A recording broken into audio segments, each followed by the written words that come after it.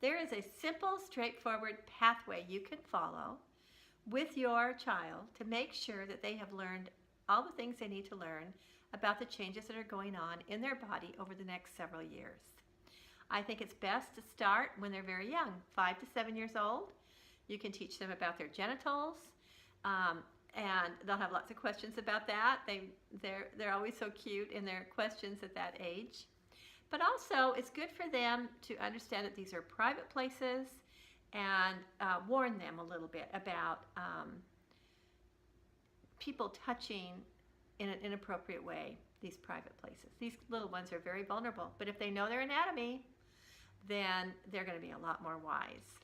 The next stage, after you get through that 5 to 7 years old, is the 8 to 10-year-olds.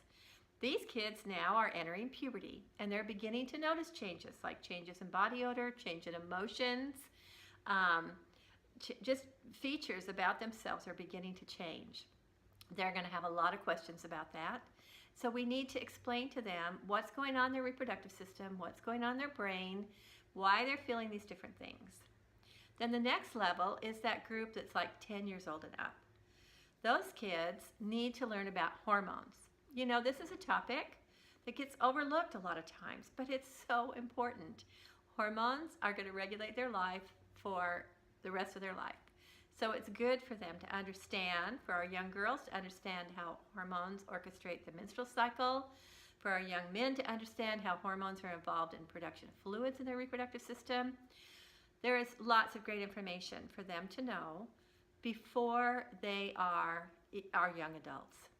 So I want to encourage you to take advantage of the materials that I prepared for you.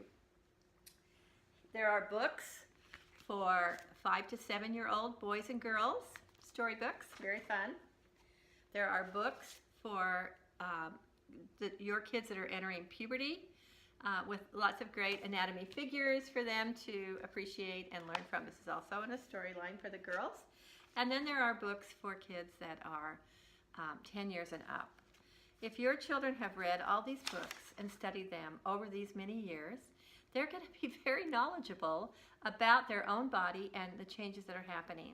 They're not going to be learning from the internet and from their friends, and they'll be the ones in the know.